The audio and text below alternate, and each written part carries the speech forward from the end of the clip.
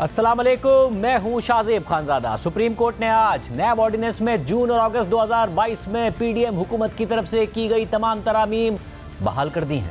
हुकूमत की अपीलें मंजूर कर ली हैं, जिस पर इमरान खान ने हुकूमत को NRO 2 मिलने का ताना दे दिया है। मगर अहम बात यह है कि वैसे तो इस केस में हुकूमत को फतह मिली है, इमरान खान को शिकस्त हुई है, लेकिन इसके बावजूद मौजूदा हालात में तहरीक इंसाफ के रहनुमा खुद ये दावा कर रहे हैं कि इस फैसले का सबसे ज़्यादा फ़ायदा इमरान खान को ही हो सकता है, जिन पर तोशाखाना का एक और केस तो शुरू ही हुआ है, मगर उन पर 190 मिलियन पाउंड केस की बड़ी तलवार लटक रही है। और तहरीक इंसाफ को उम्मीद है कि आज के सुप्रीम कोर्ट के फैसले के बाद इमरान खान की रिहाई हो सकती है। साथ ही सदर आसिफ अली जरदारी, नून लीग के सदर नवाज शरीफ और चेयरमैन सेनेट यूसुफ गिलानी समेत मुतअद्दिद सियासतदानों को नैब तरामीम बहाल होने से फ़ायदा मिल सकता है। आसिफ अली जरदारी, नवाज शरीफ और यूसुफ गिलानी के खिलाफ तोशाखाना केस बंद हो सकता है। आसिफ अली जरदारी और पीपल्स पार्टी के रहनुमाओं के खिलाफ जाली अकाउंट्स के केसेस बंद हो सकते हैं। साथ ही नैब ऑर्डिनेंस के तहत अब पब्लिक एट लार्ज का मतलब कम से कम 100 अफराद होगा, जिसका बड़ा फ़ायदा हाउसिंग सोसाइटीज़ को हो सकता है, क्योंकि उनके खिलाफ नैब में शिकायत के लिए मुतासरीन की तादाद अब कम से कम 100 होना ज़रूरी है। मगर ये सब कैसे मुमकिन है और आज के सुप्रीम कोर्ट के फैसले में कौन से अहम नुक्ते उठाए गए हैं, ये तफसील हम आपके सामने रखेंगे। गुज़िश्ता साल 15 सितंबर को अपनी रिटायरमेंट से सिर्फ एक दिन पहले 55 समातों के बाद साबिक चीफ जस्टिस उमर अता बंदियाल ने 2-1 की अक्सरियत से इमरान खान की दरख्वास्त को मंजूर करते हुए नैब ऑर्डिनेंस में हुकूमत की तरफ से की गई तरामीम को कलअदम करार देने का फैसला सुनाया था, जिसने उस वक्त बहुत से सियासतदानों को मुश्किलात में डाल दिया था। उस 3 रुकनी बेंच के जस्टिस एजाजुल हसन ने जस्टिस उमर अता बंदियाल के फैसले से इत्तफाक किया था, जबकि जस्टिस मंसूर अली शाह ने इख्तलाफ किया था। मगर उस फैसले के बाद आसिफ अली जरदारी, नवाज शरीफ, यूसुफ रज़ा गिलानी और राजा परवेज़ अशरफ समेत मुतअद्दिद सियासतदानों के नैब तरामीम की बुनियाद पर ख़त्म या दूसरी अदालतों को मुंतकिल होने वाले तमाम केसेस दोबारा खुल गए थे, जिसके बाद हुकूमत ने इस फैसले के खिलाफ इंट्रा कोर्ट अपीलें दायर कर दी, जिस पर समातों के बाद आज चीफ जस्टिस काजी फाइद ईसा की सरबराही में justice Aminuddin Khan, justice Jamal Mandokhail, justice Athar Minallah और जस्टिस सैयद हसन अजहर रिजवी ने मुत्तफ़िका तौर पर नैब तरामीम बहाल कर दी। मगर ये वो केस है कि जिसमें सुप्रीम कोर्ट ने इमरान खान को अडियाला जेल से वीडियो लिंक के जरिए दलाइल देने का मौका दिया, उनको सुना और समाअत के दौरान सुप्रीम कोर्ट से उनकी एक तस्वीर भी लीक हो गई थी। इमरान खान दलाइल के दौरान नैब तरामीम बहाल करने की मुखालफत करते रहे, मगर आज जब ये तरामीम बहाल हो गई हैं तो PTI उन्हें इमरान खान और बुशरा बीबी के हक़ में इस्तेमाल करना चाह रही है और दावा कर रही है कि मज़कूरा तरामीम के बहाल होने के बाद इमरान खान और बुशरा बीबी के 2 नैब केसेस ख़त्म हो जाएंगे, जिससे इमरान खान की रिहाई का रास्ता खुल जाएगा। उनमें से पहला 190 मिलियन पाउंड केस है, जबकि दूसरा तोशाखाना का नया केस है, जिसमें इस वक्त इमरान खान गिरफ्तार है। जून 2022 में पीडीएम हुकूमत ने नैब ऑर्डिनेंस 1999 के सेक्शन 4 में तरमीम करते हुए करार दिया कि वफाकी और सूबाई काबीना, उनकी कमेटीज़, सब कमेटीज़, मुश्तरका मफादात council, national economic council, national finance commission, एक्निक, CDWP, PDWP, स्टेट बैंक और इस तरह की दीगर बॉडीज़ के फैसलों पर नैब ऑर्डिनेंस का इतलाक नहीं होगा, बशर्ते के ऐसे किसी फैसले के नतीजे में अवामी ओहदा रखने वाले ने कोई माली फ़ायदा हासिल किया हो। नैब ऑर्डिनेंस में की गई ये तरामीम इमरान खान की दरख्वास्त पर चीफ जस्टिस उमर अता बंदियाल और जस्टिस एजाजुल हसन ने ख़त्म कर दी थी, मगर आज ये बहाल हो गई हैं, जिसकी बुनियाद पर तहरीक इंसाफ मौक़िफ़ इख्तियार कर रही है कि 190 मिलियन पाउंड की पाकिस्तान मुंतकली का फैसला काबीना ने किया था। इसलिए मज़कूरा तरमीम के नतीजे में इमरान खान के खिलाफ 190 मिलियन पाउंड का रेफरेंस बनता ही नहीं है। हालांकि ये वाज़े हो कि काबीना के मुतअद्दिद अरकान, जिनमें शेख रशीद अहमद, फवाद चौधरी वाज़े तौर पर शामिल हैं, वो कह चुके हैं कि ये फैसला उनसे एक बंद लिफाफे पर दस्तखत करा के कराया गया था। इसके अलावा नैब तरामीम बहाल होने के बाद तहरीक इंसाफ दावा कर रही है कि इमरान खान के खिलाफ नैब का नया तोशाखाना केस भी खत्म हो जाएगा। PTI किस बुनियाद पर यह दावा कर रही है, ये भी आपके सामने रखते हैं।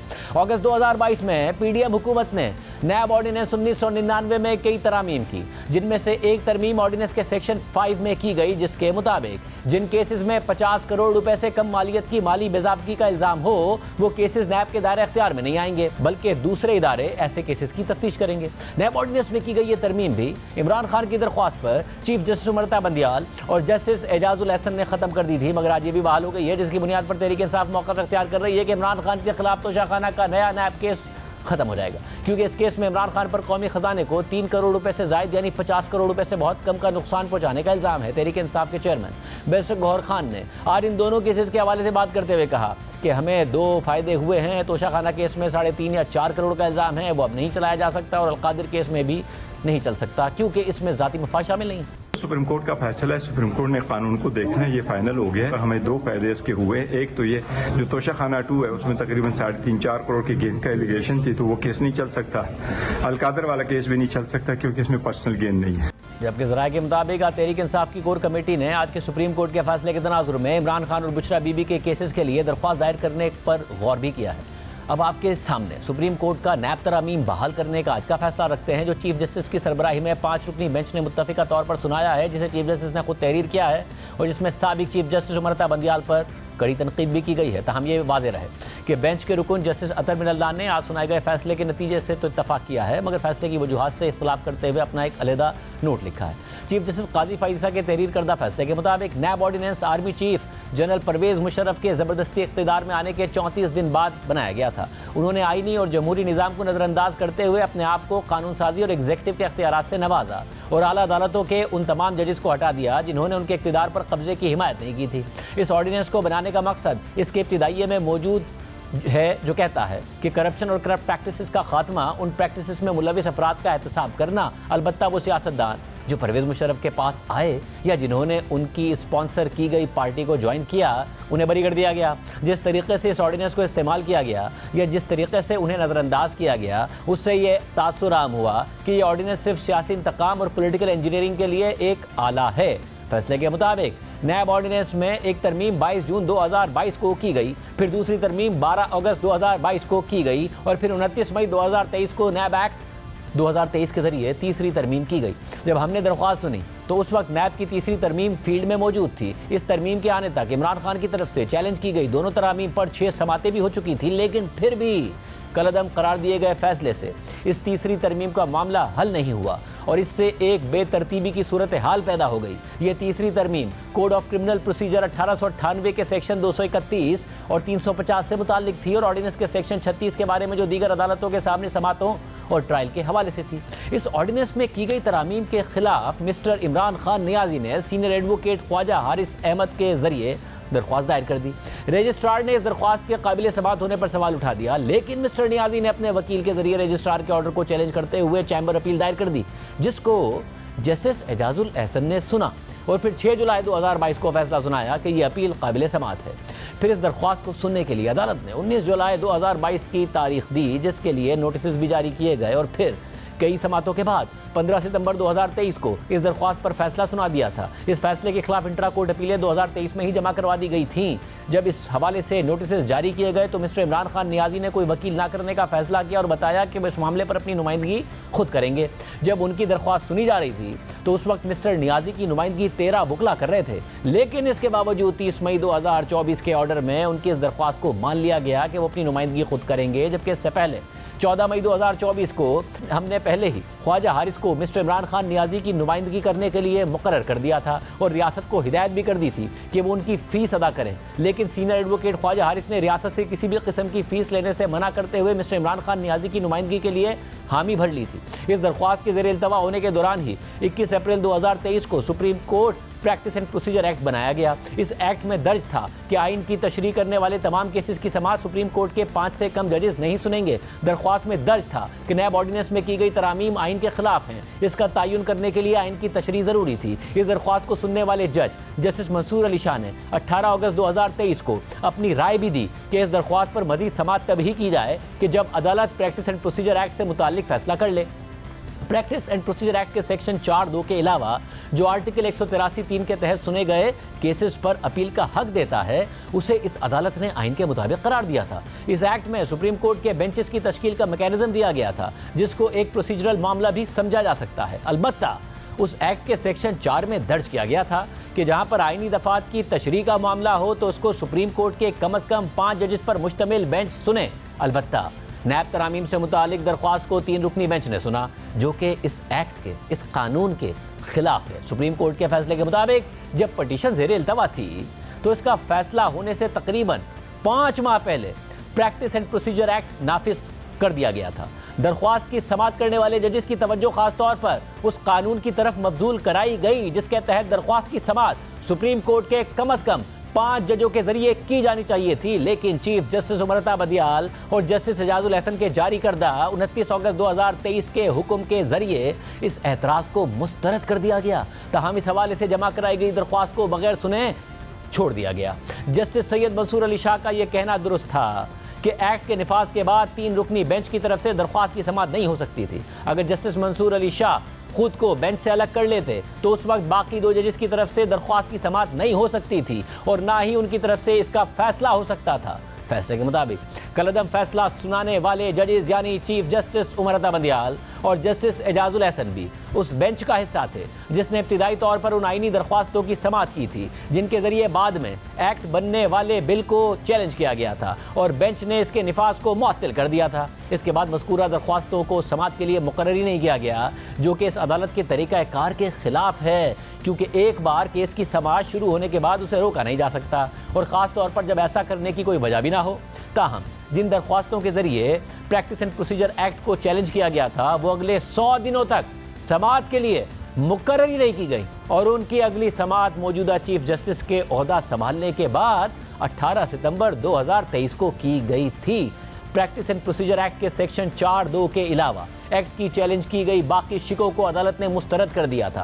फैसले के मुताबिक नैब तरामीम को चैलेंज करने वाली पटिशन को एक्ट के मुताबिक नहीं सुना गया और एक्ट के मुताबिक फैसला नहीं किया गया, जिसके तहत जरूरी था कि सुप्रीम कोर्ट के कम से कम 5 जजेस पर मुश्तमिल बेंच के जरिए उसकी समाअत की जाए और फैसला किया जाए। ये कहने की जरूरत नहीं है कि अगर प्रैक्टिस एंड प्रोसीजर एक्ट की दफात पर अमल किया जाता तो दरख्वास्त का फैसला मुख्तलिफ तरीके से किया जा सकता था। कानून की पासदारी और उस पर अमल करने से इस अदालत का काफी वक्त बच जाता और अवामी वसाइल की भी बचत होती। फैसले के मुताबिक प्रैक्टिस एंड प्रोसीजर एक्ट के सेक्शन 5 के तहत दायर करदा उन अपीलों में गैर कानूनी फैसले को चैलेंज किया गया है, क्योंकि एक्ट आइन के आर्टिकल 184(3) के तहत इस अदालत के असल दायरा इख्तियार को इस्तेमाल करते हुए सुप्रीम कोर्ट के एक लार्जर बेंच के सामने अपील का हक देता है। अदालत उन अपीलों को इस बुनियाद पर मंजूर कर सकती है कि पटिशन की समाअत एक्ट के मुताबिक नहीं की गई और 5 रुकनी बेंच के जरिए उसका फैसला नहीं किया गया, लिहाजा यह फैसला गैर कानूनी है। मगर 3 रुकनी बेंच ने 55 समाअतों में बहुत वक्त ज़ाया कर दिया था, इसलिए सिर्फ इसी एक बुनियाद पर गैर कानूनी फैसले को ख़त्म करना मुनासिब नहीं होगा। फैसले के मुताबिक अब हम इस बात का तयन करने के लिए आगे बढ़ते हैं कि आया पटिशन का दायरा कार और तरामीम को चैलेंज करने का अमल इस अदालत के आईनी दायरा इख्तियार में आता है या नहीं, जिसे आइन के आर्टिकल 184(3) के तहत बराह रास्त इस्तेमाल किया जाता है। कोई भी पटिशन बराह रास्त सुप्रीम कोर्ट में दायर की जा सकती है बशर्ते कि उसमें अवामी अहमियत का सवाल हो और यह आइन की तरफ से दिए गए बुनियादी हुकूक में से किसी के निफाज से मुताल्लिक हो। अक्सरियती फैसले में कहा गया है कि पटिशन काबिल समाअत थी क्योंकि आइन के आर्टिकल 9 में दी गई शख्सी सलामती, आर्टिकल 14 में दी गई इंसानी वक़ार की ज़मानत, आर्टिकल 24 में दिए गए जायदाद के हुकूक के तहफ़्फ़ुज़ और आर्टिकल 25 में दिए गए शहरियों की मसावात के हुकूक की खिलाफवर्जी की गई थी। ताहम इस गैर कानूनी फैसले में इस पर कोई बहस ही नहीं की गई है कि किस तरह ऑर्डिनेंस में की गई तरामीम इन बुनियादी हुकूक की खिलाफवर्जी करती हैं। मुतनाज़े फैसले के पैराग्राफ 18 में कहा गया है कि ये तरामीम आइन के आर्टिकल 9, 14, 23 और 24 की खुली खिलाफवर्जी कर रही हैं। पैराग्राफ 31 में कहा गया है कि ऐसा मुकम्मल इस्तिस्ना आइन के आर्टिकल 9, 14, 23 और 24 की खिलाफवर्जी करता है और आइन के आर्टिकल 25 के मुसावी सलूक के हुक्म की भी खिलाफवर्जी करता है। पैराग्राफ 35 में कहा गया कि इससे आर्टिकल 9, 14, 23 और 24 में दिए गए बुनियादी हुकूक मुतासिर होते हैं और मुंतखब अवामी ओहदेदारों के एहतसाब में मुश्किल आती है। ताहम फैसले में दिए गए इन बयानात की वजाहत ही नहीं की गई है और ना ही बयान करदा बुनियादी हुकूक के हवाले से तरमीम का तज्जिया किया गया है ताकि मालूम किया जा सके कि आया वो इनसे मुतसादिम थी भी या नहीं थी। ये काफ़ी नहीं है कि आइन के आर्टिकल 184(3) के तहत सुप्रीम कोर्ट के असल दायरा इख्तियार को सिर्फ ये कहकर इस्तेमाल किया जाए कि एक या ज़्यादा बुनियादी हुकूक की खिलाफवर्जी होती है। ये तरीका आइन के तकाज़ों के मुताबिक नहीं है। आइन सुप्रीम कोर्ट को अपने दायरा इख्तियार को इस्तेमाल करने की इजाज़त उन्हीं शराइत के साथ देता है जिनका जिक्र ऊपर किया गया है। आइन के मुतय्यन करदा शराइत को नज़रअंदाज नहीं किया जा सकता और ना ही उन्हें फालतू समझा जा सकता है। जिस कानून साजी को चैलेंज किया गया हो उसके और बुनियादी हुकूक के निफाज के दरमियान एक वाज़े ताल्लुक होना चाहिए और ये तय किया जाना चाहिए कि इन हुकूक की खिलाफ वर्जी हो रही है या बुनियादी हुकूक का निफाज मुश्किल हो रहा है। अफसोस की बात है कि इस फैसले ने ऐसा नहीं किया। हम मिस्टर इमरान खान नियाज़ी और सीनियर एडवोकेट ख्वाजा हारिस अहमद की इस बात पर भी कायल नहीं हैं कि इन तरामीम से आइन की खिलाफ वर्जी हुई है। काबिल एहतराम जजेस ने आइन के आर्टिकल 184(3) के मैंडेट को नजरअंदाज करते हुए दायरा इख्तियार संभाल लिया और फिर तरामीम की दफात का बारीक बीनी से जायजा ले लिया और ऐसा करते हुए आइन की एक बुनियादी खुसूसियत को भी नजरअंदाज कर दिया गया। सुप्रीम कोर्ट के फैसले के मुताबिक आइन अपने मातहत कायम मुख्तलिफ आइनी इदारों के दरमियान अफ़ाल को तकसीम करता है बशमूल मुक़न्नना के, जिसका बुनियादी काम कानून बनाना है। जब तक कि किसी कानून या उसकी किसी शिक को हाई कोर्ट, वफाकी शरई अदालत या सुप्रीम कोर्ट में चैलेंज या उसे ख़त्म नहीं कर दिया जाता, उस वक्त तक उसे दुरुस्त तरीके से नाफिज किया जाना चाहिए और उसकी पाबंदी की जानी चाहिए। इसी तरह कानून साजी को किसी इंतज़ामी इकदाम के बराबर भी नहीं समझा जा सकता। आइन के आर्टिकल 199 या आर्टिकल 184(3) के तहत इंतज़ामी इकदाम को मुअत्तिल करने या उसे ख़त्म करने या उसे काम करने की हिदायत करने के बरक्स पार्लियामेंट या सूबाई असेंबली की तरफ से नाफिज करदा कानून साजी का एहतराम किया जाना चाहिए और इसकी इताअत की जानी चाहिए। और अगर सिर्फ ऐसी सूरत में जब कानून साजी आइन से मुतसादिम हो तो आला अदालत उसे जिस तरह करार दे तो वो उसी तरह बरकरार रहती है। बदकिस्मती से हमने ये नोट किया है कि यहाँ ये बुनियादी उसूल 2 बार नज़रों से ओझल हुआ। पहले एक्ट को नज़रअंदाज किया जाना और फिर उसे तब्दील किया जाना, जिसे कुछ बाशऊर जजिस की अक्सरियत ने अपनी ज़ाती राय में अवाम के मुंतखब नुमाइंदों के इजहार ख्याल और पार्लियामेंट के तरामीम से बेहतर समझा, महज इसलिए कि ये अदालत ये समझती थी कि वो पार्लियामेंट से बेहतर कानून का मुसविदा तश्कील दे सकती है। उसे ये इख्तियार नहीं मिलता कि वो पार्लियामेंट की तरफ से नाफिज करदा कानून साजी को ख़त्म या नज़रअंदाज करे। फैसले के मुताबिक कलअदम करार दिए गए फैसले में तरामीम को आइन के बुनियादी उसूलों पर जांचा ही नहीं गया, बल्कि इसके बजाय मुअज़्ज़िज़ जजों ने तरामीम पर अपने मयारात और पैमानों के जरिए गौर किया, जो कि आइन के लिहाज से जायज़ ही नहीं था। हमें यह बताने की ज़रूरत नहीं है कि जजों को इस्लामी जमहूरिया पाकिस्तान के आइन और कानून के मुताबिक अपने ओहदे के हल्फ की पाबंदी करनी चाहिए जब तक कि कानून वाज़े तौर पर आइन की खिलाफ वर्जी करते हुए पाया नहीं जाता। इसका पहले से ऐलान हो चुका हो, उसे नज़रअंदाज या ख़त्म नहीं किया जा सकता। दरख्वास्त में तरामीम को चैलेंज किया गया था, लिहाजा सिर्फ ये तय किया जाना था कि आइन के आर्टिकल 184(3) की 2 पेशगी शराइत को पूरा किया गया या नहीं किया गया। फैसले के मुताबिक कलअदम करार दिए गए फैसले में ये नहीं बताया गया है कि किस तरह तरामीम ने किसी भी बुनियादी हक की खिलाफ वर्जी की है जिसका सरसरी तौर पर उसमें जिक्र किया गया था। कलअदम फैसले में आइन के आर्टिकल 9 यानी किसी भी शख्स की सिक्योरिटी का हवाला दिया गया है, लेकिन उसमें मुख्तसरन भी इस बात की वजाहत तक नहीं की गई कि कैसे इन तरामीम से किसी की सिक्योरिटी कमज़ोर या मुतासिर होती है। फैसले में आर्टिकल 14 यानी किसी शख्स के वक़ार की ज़मानत का भी हवाला दिया गया है, लेकिन इस बारे में कोई वजाहत सामने ही नहीं आई कि इन तरामीम से किसी का वक़ार किस तरह मुतासिर होता है। मुतनाज़े फैसले में अगला हवाला आर्टिकल 25 यानी शहरियों की मसावात का दिया गया था, लेकिन इसकी भी कोई वजाहत पेश नहीं की गई और ना ही इसकी वजाहत की गई कि कैसे शहरियों को मुख्तलिफ क़वानीन का निशाना बनाया जा रहा है या उनके साथ मुख्तलिफ सलूक किया जा रहा है। फैसले में आर्टिकल 23 जो जायदाद से मुताल्लिक है और आर्टिकल 24 जो जायदाद के तहफ़्फ़ुज़ की बात करता है, उनका हवाला भी दिया गया। लेकिन ये तो दूर की बात कि तरामीम या उनके किसी हिस्से ने उन आर्टिकल्स की खिलाफ वर्जी की हो। इन आर्टिकल्स के तरामीम से ताल्लुक तक की तशरीह या वजाहत नहीं की गई है। ये बताए, दिखाए या साबित किए बगैर कि कैसे ये तरामीम या उनकी कोई शिक मज़कूरा बुनियादी हुकूक के ख़िलाफ़ हैं, उन्हें ख़त्म नहीं किया जा सकता। फैसले के मुताबिक इन हक़ाइक़ के पेश नज़र ये दरख्वास्त मंजूर नहीं की जानी चाहिए थी, ये दरख्वास्त खारिज कर देनी चाहिए थी। इस नतीजे पर पहुँचने के बाद हमें अपील कुनंदा के वकील और उनकी हिमायत में बकिया दलाइल पर गौर करने की ज़रूरत नहीं है, जिसमें यह शामिल है कि बाज़ तरामीम आला अदलिया के फ़ैसलों को नाफिज करने के लिए की गई थी, जबकि मिस्टर इमरान खान नियाज़ी खुद अपनी हुकूमत में बहुत सी उन दफ़ात के मेमार थे जिन्हें बाद में तरामीम में शामिल किया गया और मिस्टर नियाज़ी ने नेक नीति से काम नहीं लिया। सुप्रीम कोर्ट को चाहिए कि जहाँ भी मुमकिन हो वो कानून साजी को बरकरार रखे और उसे फ़ौरन कलअदम ना करार दे, और जहाँ पर किसी कानून साजी के 2 या इससे ज़्यादा मायने निकलते हों वहाँ पर उस तशरीह को तरजीह दी जाए जो दुरुस्त हो। इसका ये मतलब नहीं है कि जहाँ पर कानून या इसकी कोई शिक गैर आइनी है तो उसे गैर आइनी करार देकर कलअदम करार ना दिया जाए। अलबत्ता दरख्वास्त और उस पर सुनाया जाने वाला फ़ैसला ये बताने से कासिर है कि किस तरह ये तरामीम गैर आइनी हैं और वो इस हवाले से कायल भी नहीं कर सके। आइन में कानून साजों और अदलिया के किरदार का तयन किया गया है और इस हवाले से हर मुमकिन ख्याल रखा जाना चाहिए कि दोनों में से कोई भी दूसरे की हदूद में तजावुज़ ना करे। आइनी इदारे अवाम को बेहतर सर्व कर सकें और आइन में दर्ज अपने काम बेहतर अंदाज में सरंजाम दे सकें। चीफ जस्टिस और सुप्रीम कोर्ट के जजेस पार्लियामेंट के चौकीदार नहीं हैं। इन वजूहात की रोशनी में हम इन अपीलों को मंजूर करते हुए साबिका फैसले को कलअदम करार देते हैं और पटिशन को खारिज करते हैं। इसके अलावा जस्टिस अतर मिनल्ला ने इजाफी नोट लिखा है जिसके मुताबिक मैंने चीफ जस्टिस का लिखा गया फैसला बगौर पढ़ा है और मैं इस बात से मुत्तफिक हूँ कि कलअदम करार दिए गए फैसले को मुस्तरद करना चाहिए। इंतहाई एहतराम के साथ कहता हूँ कि मेरी राय में वफाक की जानिब से दायर की गई अपील सुप्रीम कोर्ट के प्रैक्टिस एंड प्रोसीजर एक्ट के सेक्शन 5 के तनाजुर पे पूरा नहीं उतरती। इस वजह से उसे मुस्तरद किया जाना चाहिए। अलबत्ता प्राइवेट दरख्वास्त गुजारों की जानिब से दायर करदा अपीलें काबिल समात हैं और उन्हें कबूल किया जाता है, जबकि अक़लियती फ़ैसले में दी गई राय की इस हद तक तौसीक होती है कि आर्म फोर्सेस और आइनी अदालतों के जजेस को नैब ऑर्डिनेंस 1999 के तहत एहतसाब से इस्तिस्ना हासिल नहीं है और इसकी तफसीली वजूहात बाद में रिकॉर्ड की जाएंगी। आज के इस फैसले के बाद तहरीक इंसाफ उम्मीद कर रही है कि इमरान खान के खिलाफ 190 मिलियन पाउंड रेफरेंस और तोशाखाना का नया केस खत्म हो जाएगा, मगर साथ ही इस फैसले को हुकूमत के लिए NRO 2 भी करार दे रही है। और आम बात यह है कि तोशाखाना के जिस नए केस की बात हो रही है, आज जब अडियाला जेल में उसकी समाअत हो रही थी तो इमरान खान ने नैब के तफ्तीशी अफसर को धमकियाँ दी। नैब की प्रोसिक्यूशन टीम ने समाअत के दौरान अदालत को बताया कि नैब तरामीम केस का फैसला भी आ चुका है, लिहाजा इसको भी देखना पड़ेगा। अदालत ने नैब टीम की दरख्वास्त पर समाअत 9 सितंबर तक मुलतवी कर दी। समाअत के दौरान इमरान खान ने नैब के तफ्तीशी अफसर मोहसिन हारून को धमकी दे दी।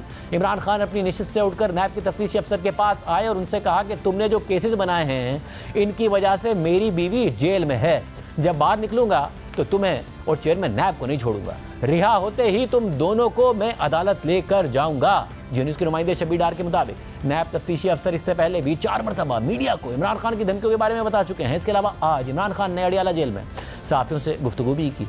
इमरान खान ने कहा कि सुप्रीम कोर्ट ने नैब तरामीम का फैसला सुना दिया है, हुकूमत को NRO 2 मुबारक हो। इस फैसले से हमारा तोशाखाना का नया केस तो फारिग हो गया, मुझे तो खुशी मनानी चाहिए। इसके अलावा 190 मिलियन पाउंड रेफरेंस भी तकरीबन ख़त्म ही होने वाला है। इमरान खान ने कहा कि अवामी नुमाइंदे करप्शन करते हैं, फिर अपने केसेस ख़त्म करने के लिए कानून पास करवा देते हैं। अब वाइट कॉलर क्राइम को पकड़ना नामुमकिन हो गया है, इन्होंने करप्शन के रास्ते खोल दिए हैं। इमरान खान ने कहा कि जैसे ही मैं रिहा हुआ तो चेयरमैन नैब को पकड़ूंगा, नैब के तफ्तीशी अफसर और वादा माफ गवाह इनाम शाह के ऊपर केसेस करूंगा। इनकी वजह से मेरी बीवी 7 महीने से जेल में है। नैब ने 1 करोड़ 80 लाख मालियत के हार की कीमत 3 अरब 18 करोड़ लगा दी। इमरान खान ने मजीद कहा कि DG ISPR ने कहा है कि वो इम्पार्शल और गैर सियासी हैं।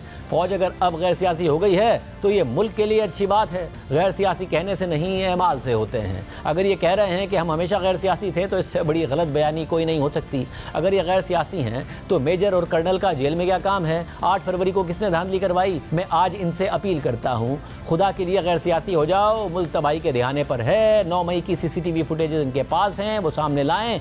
9 मई हमारी पार्टी ख़त्म करने के लिए कराया गया, मेरी गिरफ्तारी का ऑर्डर किसने दिया, इसकी इंक्वायरी कराएँ।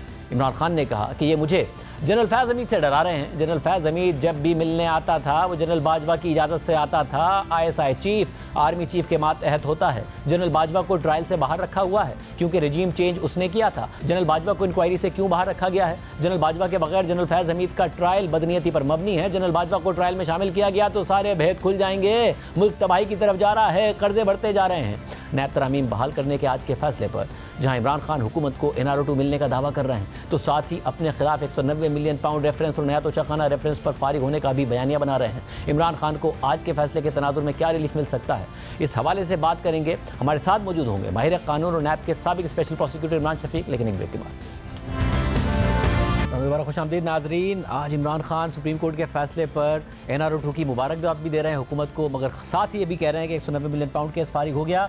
क्या वाकई फारिग हो गया? हमारे साथ मौजूद हैं साबिक स्पेशल प्रोसिक्यूटर नैब इमरान शफीक साहब। इमरान शफीक साहब बहुत शुक्रिया ज्वाइन करने के लिए।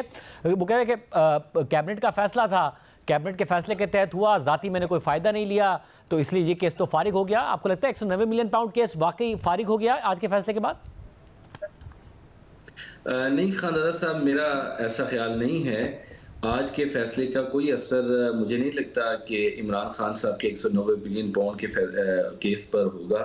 उसकी बुनियादी वजह यह है कि 190 मिलियन पाउंड का जो केस है वो इससे इंटायरली डिफरेंट है। काबीना का फैसला तो उसका सिर्फ एक माइनर सा पार्ट है, जो उसका मेजर हिस्सा है वो तो इंटायरली डिफरेंट है। वो ये है कि इमरान खान साहब ने जो कॉन्फिडेंशियलिटी डीड थी, जिसको कैबिनेट डिवीजन में उन्होंने कैबिनेट के सामने उन्होंने पेश किया था, वो तो ऑलरेडी कैबिनेट में पेश होने से पहले ही वो 6 नवंबर को जो है वो 2019 को वो साइन कर चुके थे, और कैबिनेट की मीटिंग जो है वो 3 दिसंबर 2019 की है। तो ये कैबिनेट की मीटिंग से 27 दिन पहले तो वो और शहजाद अकबर साहब उस डेट पर साइन कर चुके हुए थे। तो इसलिए नैब का जो केस है, नैब ने जो केस अपना बिल्डअप किया है वो इस बुनियाद पर किया है कि कैबिनेट को तो डिसीव किया गया है, और ये जो पूरी कार्रवाई है कैबिनेट के डिसीजन को उसको प्रोटेक्शन हासिल है खानदार साहब, जिस कैबिनेट का डिसीजन जो कैबिनेट ने लिया हो, ये वो डिसीजन है जो नैब का कहना ये है कि जिस अंदाज में कैबिनेट को डिसीव करके, कैबिनेट को अंधेरे में रखकर, चीजों को छुपा कर, कंसीलमेंट के जरिए और मिस रिप्रेजेंटेशन के जरिए जो है वो कैबिनेट के सामने तो अपना ये डिसीजन आए ही नहीं, तो इसलिए उससे पहले ही वो डिसीजन ले चुके थे। एक बात इसकी ये है। दूसरी बात ये है, ये केस इस लिहाज से भी खानदार साहब डिफरेंट है कि ये जो कहते हैं कि अल-कादर ट्रस्ट यूनिवर्सिटी ट्रस्ट एक ट्रस्ट है, तो ट्रस्ट के जरिए जाती फायदा तो हासिल नहीं किया जाता। ये बड़ी हैरानकुन बात इसलिए है कि अगर साहब ने, बहरिया टाउन ने अगर वो ट्रस्ट के लिए ही पैसे देने थे, तो फिर सवाल ये पैदा होता है कि ये इतने अरसे तक सिर्फ उसी पीरियड के दौरान 2019 के उसी पीरियड के दौरान जब बरतानिया में उनके जो अमाउंट पकड़ी गई और वो बरतानिया की गवर्नमेंट ने कहा कि हम पाकिस्तान में ये पैसा ट्रांसफर करेंगे हुकूमत पाकिस्तान को, उस पैसे को बचाने के लिए इसी दौरान सुप्रीम कोर्ट ने एक मलीर जो डेवलपमेंट अथॉरिटी है उसकी जमीन ने ली थी, उसका 460 बिलियन रुपए जो सुप्रीम कोर्ट ने डिटरमिन किए थे कि हमने उस जमीन की मद में अदा करने हैं। अब ये दो इंटायरली डिफरेंट चीजें हैं। एक वो है जो आपका पैसा बरतानिया में नेशनल क्राइम एजेंसी ने पकड़ लिया और वो पैसा इलीगल था, वो कानून के मुताबिक रियासत पाकिस्तान को 190 मिलियन पाउंड मिलना था। दूसरी ट्रांजैक्शन है जो कि एक आपने जमीन खरीदी, उसके कम पैसे दिए आपने, सुप्रीम कोर्ट ने कहा कि ये पैसे हमारे अकाउंट में, ये सुप्रीम कोर्ट में जमा करवाए जाए 460 अरब रुपए।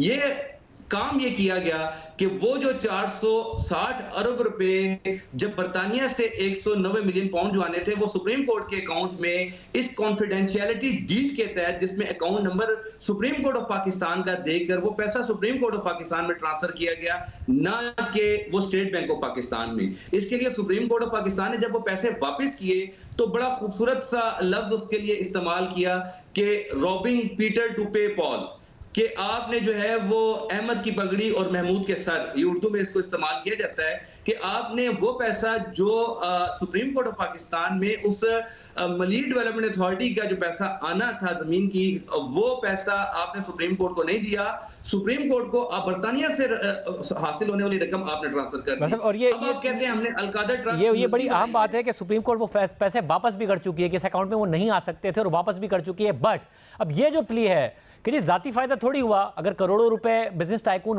से लिए या इतनी बड़ी जमीन ली तो एक ट्रस्ट के लिए ली, यूनिवर्सिटी बनी है, तो इसमें जाती रिश्वत क्या है, जाती फायदा क्या है मेरा? हालांकि ट्रस्टी उसमें इमरान खान और बुशरा बीबी हैं। नैब इस बारे में बहुत क्लियर है। नैब का कहना यह है कि ये सारी की सारी जो ट्रांजैक्शन है ये बेसिकली ट्रस्ट क्रिएट ही इसलिए किया गया है कि इसको कैमोफ्लेज किया जा सके, इसको एक अच्छा रंग दिया जा सके, कलर दिया जा सके। बुनियादी तौर पर इसके पीछे जो ट्रांजैक्शन है, देखिए खानदार साहब, बड़ा सिंपल सा सवाल है, आप इस पर बड़े आसानी के साथ गौर कर सकते हैं कि ने अगर जमीन देनी थी अल-कादर ट्रस्ट यूनिवर्सिटी को, तो पहले वो जुल्फी बुखारी साहब के नाम क्यों की गई और एक साल से ज्यादा अरसे तक वो जुल्फी बुखारी साहब के नाम क्यों रही? यानी अगर साहब क्या वो अपना इरादा बदल देते, क्या वो मुल्क से भाग जाते, क्या जमीन उनके हाथ से निकल जाती? यानी ऐसी क्या इमरजेंसी आ गई थी कि वो जमीन जो है जो आनी है, आप कहते हैं कि एक नेक मकसद के लिए आनी थी, तो वो जमीन दरमियान में पहले अल-कादर ट्रस्ट यूनिवर्सिटी के नाम आने से पहले 2019 में वो पहले जुल्फी बुखारी साहब के नाम मुंतकिल क्यों की गई? ये इस मामले में एक बड़ा सवालिया निशान है। दूसरा ये कि इस चीज का जो पैसा खाली ये जमीन नहीं है, जमीन के साथ जो है वो नैब का कहना यह है कि 280 मिलियन रुपए के उसकी कंस्ट्रक्शन के नाम पर फंड्स भी आए हैं। फिर एक और 240 मोरा नूर इस्लामाबाद में 240 कनाल जमीन इससे अलावा भी मौजूद है। तो नैब की ये जो सारी एलिगेशंस हैं वो ये कहते हैं कि ये बेसिकली जिस टाइम पे, अच्छा आपने अलकादर यूनिवर्सिटी बनानी थी, जरा एक दूसरे पहलू से जरा गौर कीजिए कि 190 मिलियन पाउंड जो आना था बरतानिया से, अगर और स्टेट बैंक ऑफ पाकिस्तान में आना था, कैबिनेट उस पैसे के जरिए भी तो यूनिवर्सिटी बना सकती थी। यानी ये पैसा, उस पैसे को किसी का, वो पैसा आपने एक तरीके से सबको वापस लौटा दिया और उसके बदले में आप ये कह रहे हैं कि हमें खैर का काम कर रहे हैं कि साहब हमें वो पैसे दे रहे हैं और उसके नतीजे में हम यूनिवर्सिटी बना रहे हैं और वो ट्रस्ट बना रहे हैं। ये पूरी जो सिचुएशन बताती है, जो हालात और वाकयात, नैब के मुकदमात में आपने सिर्फ एक ट्रांजैक्शन को on the face of it नहीं लेना होता, बल्कि उस ट्रांजैक्शन को जब आप देखना शुरू करते हैं कि ये खास एक टाइम पीरियड 2019 में भी यूनिवर्सिटी बनाने का ख्याल क्यों आया। ये यूनिवर्सिटी बनाते वक्त जब आप वज़ीर आज़म पाकिस्तान थे तो आप यूनिवर्सिटी तो एक चार्टर के जरिए किसी भी वक्त बना सकते थे और पाकिस्तान की हुकूमत के वसाइल से बना सकते थे। उस दौरान आपको ट्रस्ट के जरिए यूनिवर्सिटी बनाने का क्यों ख्याल आया? फिर वो ट्रस्ट के लिए जमीन आप डायरेक्ट नहीं लेते, उसके लिए आप दरमियान में वास्ता इख्तियार करते हैं, उसके जरिए आप लेते हैं। तो ये सारे हालात और वाकयात सर्कमस्टांसेस बनाते हैं कि वो सिंपल एक यूनिवर्सिटी नहीं थी, एक ट्रस्ट नहीं था, बल्कि वो उस पूरी ट्रांजैक्शन को, जो उसी दौरान में दो बड़ी ट्रांजैक्शन होनी थी, एक 190 मिलियन पाउंड जो है वो स्टेट बैंक ऑफ पाकिस्तान को मिलना था और दूसरा साहब ने जो है वो 460 बिलियन रुपए वो उस ट्रांजैक्शन में सुप्रीम कोर्ट में जमा करवाने थे। इन तमाम को आपस में मिक्स करके रंग ये दिया गया कि जैसे ये अलकादर यूनिवर्सिटी ट्रस्ट हो रहा है। और उसी दौरान जो है वो देखिए एक और चीज जो इस पूरी ट्रांजैक्शन को जो है, जिसको शुकुको शुबात बिल्कुल वाज़ेह करती है, क्रिमिनल एक्टिविटी है, वो ऐसे है कि आप जो काबीना को भी इस पूरे चीज में आप उसको एतमाद में नहीं लेते। आप उनको एक सील लिफाफे में 1 मिनट की प्रोसीडिंग में दिखाने के बाद, और उन्हें कहते हैं नैब की रिपोर्ट में लिखा है, उन्हें दिखाया गया, उनको उनके कंटेंट्स भी नहीं बताया गया, कुछ भी उन्होंने कहा बस ये है और हम ये बड़ी आम बात है, क्योंकि बहुत सारे वुज़रा खुद कह चुके हैं, फवाद चौधरी हों, शेख रशीद अहमद हों, दीगर वुज़रा हों, फैसल वाउडा हों, कि हमसे एक बंद लिफाफे पर दस्तखत कराए गए थे। प्रोग्राम में ब्रेक शामिल करते हैं, और आम मामला है, इसकी तफसीलात आपके सामने रखेंगे ब्रेक के बाद। दोबारा खुश आमदीद नाजरीन। इमरान खान ने आज एक दफ़ा फिर फौजी क़यादत पर बराह रास्त तनकीद की है। जनरल फैज़ हमीद का ट्रायल का भी हवाला दिया है। हमारे साथ मुनीफ फारूक साहब मौजूद हैं। मुनीफ साहब बहुत शुक्रिया मुझे ज्वाइन करने के लिए। हीट ज़ाहिर है दोनों तरफ से बढ़ रही है, मगर हमें दूसरी तरफ से ज़रूर नज़र आया कि पहले अगर तनकीद बराह रास्त थी, इंतशारी टोले की बात की जाती थी, तो DGISPR ने ऐसे कोई अल्फाज नहीं इस्तेमाल किए, नहीं हुआ मामला। मगर इमरान खान साहब बहुत बराह रास्त तनकीद कर रहे हैं, अब सारी बातों का जिम्मेदार करार दे रहे हैं। जनरल फैज़ हमीद के ट्रायल पर भी वो आज बड़े गुस्से में नजर आए, आर्मी चीफ को बराह रास्त तनकीद की। ये मामला इमरान खान साहब के बयानात के साथ साथ ज़ाहिर है खबर बदल जाती है, किस तरफ जा रहा है? बहुत शुक्रिया शाहजेब साहब। देखिए मेरे ख्याल में ये मामला उसी तरफ जा रहा है जिसकी तरफ मैंने कुछ अरसे पहले आप ही के प्रोग्राम में इशारा किया था कि ये ऑलमोस्ट अब एक इरिवर्सिबल मोड के अंदर चला गया है। और मुझे याद है कि कुछ दिन पहले ऐसे इशारे मिल रहे थे जिससे ये बात ज़ाहिर हो रही थी। उस वक्त तो खैर जनरल फैज़ हमीद साहब की गिरफ्तारी भी नहीं हुई थी, लेकिन चंद ऐसे इशारे ज़रूर मिल रहे थे जिनसे ये पता चल रहा था कि इमरान खान साहब का मामला भी शायद फ़ौजी तहवील या फ़ौजी अदालतों की तरफ ही जाए। अब क्योंकि इमरान खान साहब को इस बात का इदराक हो चुका है, ख़ास तौर पर जनरल फैज़ हमीद साहब की गिरफ्तारी के बाद, कि शायद अब कोई गुंजाइश बाकी नहीं रही। जो इस वक्त ज़मीनी हालात हैं वो तो यही बताते हैं, और जो स्टांस है पाकिस्तान की फ़ौज की क़यादत का वो बड़ा क्लियर है, बड़ा क्लियर और अनइक्विकल है। अब इस बात को अगर आप कल जो प्रेस ब्रीफिंग दी गई उसमें दो अल्फाज को अगर आप गौर कीजिए कि जनरल फैज़ हमीद का ज़ाती फ़ायदा और सियासी मकासद, इन दोनों अल्फाज को अगर आप जोड़ें और फिर एक लाइन जो ये कही गई कि किसी के एक सियासी अनासर के एमा के ऊपर उन्होंने हदूदों की हद से तजावुज़ किया, तो ज़ाती फ़ायदा सबसे पहले क्या है वो भी हमें पता है। वो उस वक्त शुरू हो जाता है जब मामला कुछ टॉप सिटी का भी होता है, वो उस वक्त शुरू हो जाता है जब आर्मी चीफ बनना चाहते हैं और उसके लिए बहुत कुछ कर गुजरते हैं जनरल फैज़ हमीद साहब, जिसके बारे में मैंने ख़बर भी दी थी। बाद में जो कुछ होता है वो हमारे सामने है। सियासी मकासद जनरल फैज़ हमीद साहब के अपने तो नहीं थे, वो तो यकीनी तौर पर इमरान खान साहब के ही थे। जो इस वक्त ओवरऑल तासुर है वो भी इस तरह से है कि अगर ISPR कुछ कह रहे हैं, DG ISPR कुछ कह रहे हैं, तो ये उनके जहन की इख्तरा नहीं है, ये पाकिस्तान की फ़ौज की फीलिंग है, सेंटिमेंट है, ये पाकिस्तान के फ़ौज के सरबराह की असेसमेंट है और उनके किए हुए फ़ैसले हैं। मतलब अगर अब एक तरफ ज़ाहिर खबर है आपकी जो आपने वाकई बहुत पहले दी थी और अब आप कह रहे हैं मामला दूसरी तरफ जा रहे हैं, दूसरी तरफ आप वकील भी हैं। अब इमरान खान ने अदालत से रुजू किया है और उनके लॉयर्स भी ये कह रहे हैं कि पॉसिबल ही नहीं है कि ये काम हो सके, और उन्होंने ज़ाहिर अदालती फ़ैसलों के हवाले दिए हैं, मुख्तलिफ शिकों के हवाले दिए हैं। आप ख्याल में मुमकिन हो पाएगा अगर ये कर भी दिया जाए कि उनका मिलिट्री ट्रायल हो? शाहजेब साहब देखिए, कानूनी तौर पर तो बहुत सी चीज़ें मुमकिन नहीं होती, लेकिन जब कुछ चीज़ों को करना होता है या उनको अमल में लाना होता है तो फिर वो हो जाती हैं। जिस तरह 9 मई के बाद कुछ लोगों को फ़ौजी तहवील में लिया गया, वो एक बाकायदा तौर पर एक तरीका अडॉप्ट किया गया। यहाँ पर भी अगर आप ये देखिए, और आपने आई एम श्योर उसको देखा भी होगा कि सिविलियंस का फ़ौजी अदालतों के अंदर ट्रायल, उसको एक नई ज़िंदगी मिली उस सारी बात को, और उसको अदालत ने डिक्लेयर किया कि नहीं हो सकता। फिर उसको फैसले को मुअत्तल किया गया, आपको याद होगा पिछले साल गालिबन दिसंबर के अंदर। फिर उसके बाद से ऐसा जो उस पर जो भी कार्रवाई हुई, कोई खातिर खा चीज़ सामने नहीं आई, ना ही कोई चीज़, वो ओरिजिनल मामला अभी तक अलाइव मौजूद है। लिहाजा अगर ये इरादा कर लिया गया है, जिसके वाज़े शवाहिद नज़र आ रहे हैं कि ये इरादा कर लिया गया है, तो फिर तो मेरे ख्याल में इतनी सख्ती है माहौल के अंदर कि शायद उससे कोई पीछे नहीं हटेगा।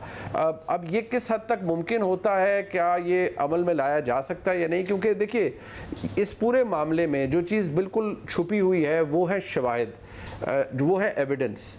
क्लेम या दावा ये है कि जनरल फैज़ हमीद साहब का ताल्लुक़ इमरान खान साहब से इस्टेब्लिश होता है। इमरान खान साहब के एमा के ऊपर इमरान खान साहब के साथ कोलूड करके फ़ौजी क़ियादत के ख़िलाफ़ एक बाकायदा महाजरा, एक कैंपेन चलाई गई, और उसमें बहुत सारी चीज़ें फिर उसके साथ जोड़ दी जाती हैं। लेकिन मसला ये है कि ये तमाम एविडेंस इस वक्त फ़ौज के पास है, हम उसको एवेल्यूएट नहीं कर सकते, हमें पता नहीं है वो टाइप ऑफ एविडेंस क्या है। हाँ, ये बात ज़रूर है कि फैज़ हमीद साहब की गिरफ्तारी के बाद चंद ऐसे लोग भी सामने हैं जिनका फ़ौज से कोई ताल्लुक़ नहीं है, लेकिन जो कंडुइट के तौर पर, एक टूल के तौर पर इस्तेमाल होते रहे सारे मामले के अंदर। और बताया ये जाता है कि उन लोगों से ना सिर्फ कुछ इंक्वायरी की गई है, बल्कि उनसे कुछ ऐसे फर्स्ट हैंड अकाउंट भी मिले हैं जिनसे ये राब्ता, ये नेक्सस बाकायदा तौर पर इस्टेब्लिश होता है कि जनरल फैज़ हमीद साहब का ताल्लुक़ किस तरह से इस्टेब्लिश हुआ इमरान खान साहब से, वो किस तरह से काम करते रहे, और फ़ौज की क़ियादत को वो किस तरह से उसको क्रिटिसिज्म करते रहे या ओवरऑल एक इम्प्रेशन फैलाते रहे। ये मैं बड़े केयरफुली आपको कह रहा हूँ कि जी फ़ौज की क़ियादत तनहा है, उनके साथ कोई नहीं है, और ये बात जनरल फैज़ हमीद साहब बड़े फ्रीली बहुत सी महफिलों के अंदर कहते पाए गए। अपेरेंटली शायद उनको इन चीज़ों से किसी ने रोका भी होगा, और बताया जाता है चंद लोगों ने रोका था भी, लेकिन शायद वो रुके नहीं, और फिर बहुत सारी चीज़ें ऐसी हो गई जो शायद किसी ने सोच भी नहीं रखी थी। शुक्रिया मुनीफ फारूक साहब, अपनी इन्फॉर्मेशन और तज़िया दे रहे थे। आज के प्रोग्राम में इतना ही, दीजिए, अल्लाह हाफ़िज़।